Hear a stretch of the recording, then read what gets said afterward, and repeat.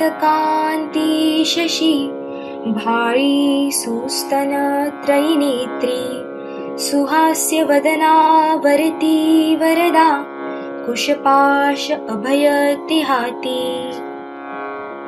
अध्याय 11. यामध्ये सर्व देवतांनी देवीची स्तुती केली आणि देवीने त्यांना जे वरदान दिले आहे त्याचं वर्णन आहे. देवीमुळे महादैत्यपती शुंभ मारला गेला म्हणून इंद्र आणि इतर देवतांनी अग्नीला समोर करून कात्यायनीची स्तुती आरंभ केली. सर्वांच्या अभिष्ट चिंतनाने देवीचे मुखकमल अजूनच उजळून निघाले आणि सर्व दूर त्याचा प्रकाश पसरला. सर्व देवतांनी मिळून अनेक विविध पद्धतींनी देवीची स्तुती केली.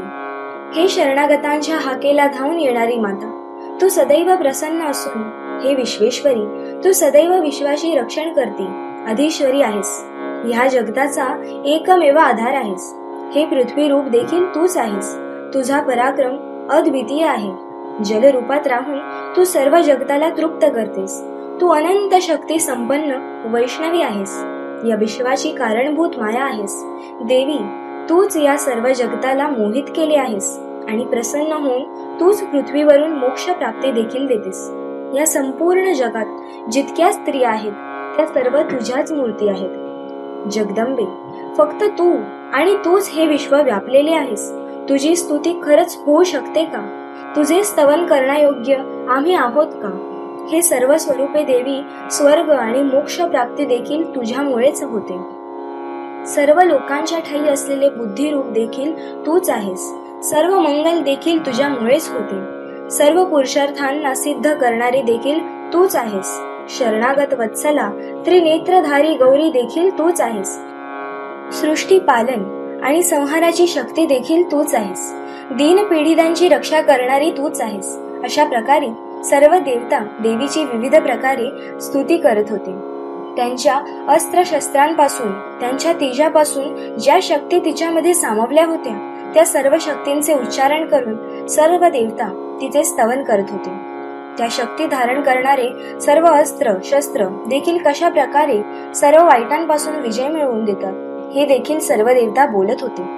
देवीच्या विविध रूपांसोबतच लक्ष्मी, लज्जा, महाविद्या, श्रद्धा, पुष्टी, स्वधा, ध्रुवा, महारात्री तसेच अविद्या रूपा नारायणी देखील तूच आहेस. आम्ही सर्व मिळून तुला नमस्कार करतो. हे सर्वेश्वरी, सर्व दिव्य रूपा, सर्व शक्ती संपन्न, सर्व भयांपासून आमचे रक्षण कर. विविध पद्धतींनी देवीला अडवून सर्व देव देवीला म्हणत होते की कायम तू आमचे रक्षण कर, सर्वांचे मंगल कर. आम्ही तुला नमस्कार करतो. हे देवी, तू जेव्हा प्रसन्न असतेस तेव्हा सर्व रोग नष्ट करतेस आणि जेव्हा क्रोधित होतेस तेव्हा मनोवांछित सर्व कामनांचा देखील तू नाश करतेस. जे तुला शरण येतात त्यांच्यावर तू कधीच आपत्ती येऊ देत नाहीस. आपल्या स्वरूपाला विभक्त करून या सर्व महादैत्यांचा, धर्मद्रोहींचा आता नाश केलेला आहेस. सर्व विद्यांमध्ये ज्ञानाला प्रकाशित करणाऱ्या शास्त्रांमध्ये तुझे आणि फक्त तुझेच वर्णन केलेले आहे. या संपूर्ण विश्वामध्ये अशी कोणती शक्ती आहे जे या अज्ञानामुळे घोर अंधकारात परिपूर्ण ममता रूपी कायम भटकवत आहे? हे राक्षस भयानक विषारी सर्प आहे. अशा समुद्राच्या मधोमध राहून सुद्धा तू या विश्वाचे रक्षण करतेस. हे देवी, संपूर्ण जगाचे पाप नष्ट करून फलस्वरूप प्राप्त होणारे मोठमोठ्या उपद्रवांना तू लवकरात लवकर नष्ट कर. हे देवी, आम्ही तुझ्या चरणांवर लीन झालो आहोत.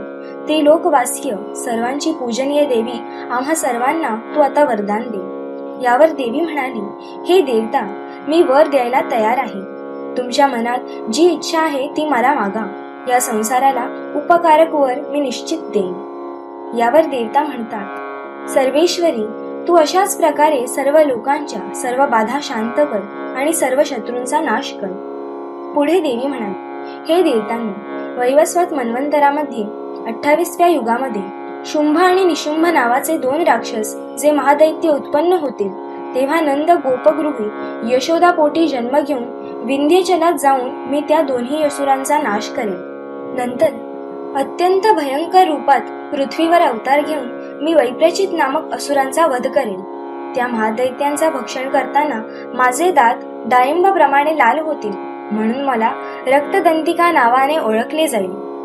त्यानंतर पृथ्वीवर 100 वर्षांपर्यंत जेव्हा अनावृष्टी होईल, पाण्याचा अभाव होईल, तेव्हा सर्व ऋषीमुनींच्या स्तवनाने मी पृथ्वीवर अयोनिज रूपात प्रकट होईल आणि 100 नेत्रांनी सर्व मुनींना बघेल.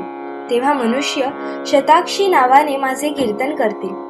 हे देवतांनो, जेव्हा माझ्या शरीरातून उत्पन्न होणाऱ्या शाखांद्वारे सर्व संसाराचे मी भरण पोषण करेन आणि तेव्हा जमिनीवर वर्षा नसेल, पाऊस नसेल, तेव्हा सर्व प्राणी मात्रांची मी रक्षा करेन आणि तेव्हा पृथ्वीवर मला शाकंभरी नावाने ओळखतील. दुर्गम नावाच्या महादैत्याचा वध करेन, तेव्हा सर्वजण मला दुर्गादेवी नावाने संबोधतील. नंतर अतिशय मोठे म्हणजेच भीमरूप धारण करून ऋषीमुनींच्या रक्षणासाठी मी हिमालयावर राहणाऱ्या राक्षसांना भक्षण करेन आणि मला भीमादेवी नावाने ओळखतील. जेव्हा अरुण नामक दैत्य त्रिलोकामध्ये सर्वांना उपद्रव करेल, तिन्ही लोकांच्या हितासाठी 6 पायांच्या असंख्य भ्रमराचं रूप धारण करून मी त्या महादैत्याचा वध करेन आणि त्यावेळेस सर्व लोक मला भ्रामरी नावाने ओळखतील. अशा प्रकारे जेव्हा जेव्हा असुरांचा अत्याचार पृथ्वीवर वाढेल, तेव्हा तेव्हा मी धरतीवर अवतार घेऊन सर्व शत्रूंचा संहार करेन. अशा प्रकारे देवी स्तुती आणि देवी आशीर्वादाने 11वा अध्याय पूर्ण झाला.